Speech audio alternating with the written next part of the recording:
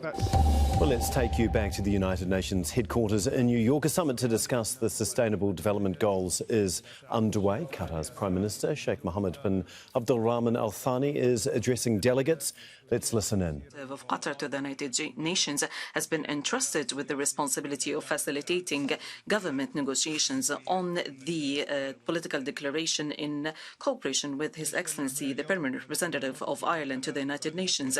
We are gathered here at this very critical moment in the implementation of SDGs, where we share one goal: addressing the most urgent challenges facing the world: armed conflicts, food security crises, and climate change. Needless to say, commitment to peaceful settlement of differences and respectful dialogue are best to safeguard the development gains worldwide. Therefore, we must give priority to the implementation of effective procedures and measures as per the international law to remove the difficulties hindering the right of self-determination for those living under foreign occupation, including the Palestinian people. It is also crucial to avoid any steps that would undermine the ability of developing countries to implement sustainable development goals, including imposing coercive measures in a manner contrary to the United Nations Charter and the principles of international law. Mr. President, in this occasion, we should assert that investment in the future of our youth falls to all of us, and by appreciating the opinions of youth, empowering women and girls and involving them in decision-making, we can build more inclusive and sustainable communities. The vital role played by the State of Qatar in development worldwide, especially in education, enhances the vision of the state in human development. We are committed to supporting the implementation of the Doha Programme of Action for the Least Developed Countries, recognizing the challenges facing these countries. The State of Qatar is committed to the alignment of its national development plans with the Sustainable Development Goals principles. Qatar has made the climate change a top priority and has taken important measures to develop the relevant techniques. Mr. President, in the end, let us remember that the pathway to build a new world that is safer, more equitable and free is through achieving international human solidarity. Together, we can turn our commitments to action and turn the 2030 agenda into reality. Thank you very much.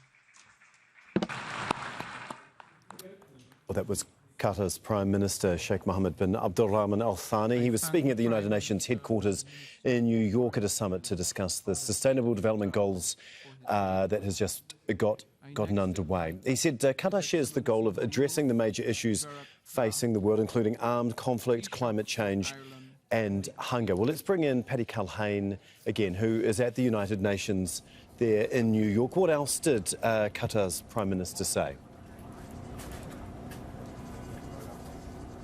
Well, he did talk a lot about and obviously a lot is in the scope of they're only all allowed 5 minutes because there's 111 of them to get through today. But he did talk about education, and the statistics from the UN and when it comes to education are alarming.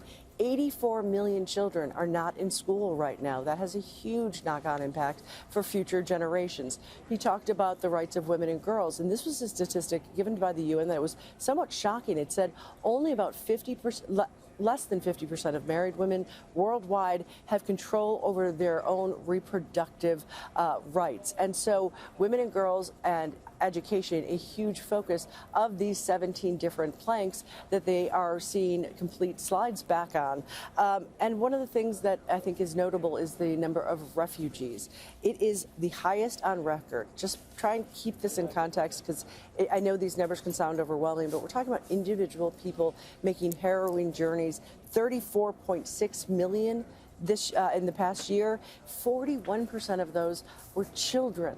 So these are huge global issues, and one that they've said, and again, this is the halfway point, one that they said that they were going to really change in the by 2030, and they are nowhere near in most of their goals. And Patty, obviously we know that countries are dealing with high inflation. The global economy isn't exactly doing particularly well at this point in time. There's also the war in Ukraine that is putting a strain on many countries. I mean, even if there is the political will to do something here, I mean, is there the money to do it?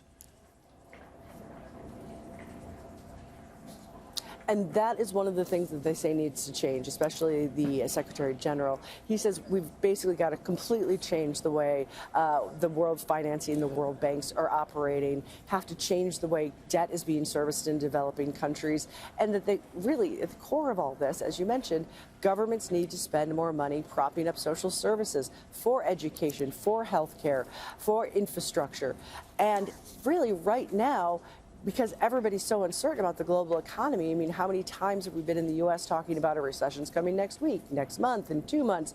And that's just in the United States. We've seen a lot of developed countries backsliding, dealing with high inflation numbers, really worried about what's going to happen in the future. So it's not clear that they're going to be able to come up with this money they say is desperately needed if they're going to stop the basic reversal of most of these goals. OK, thank you so much for that. That is Patty Culhane for us at the United Nations in New York.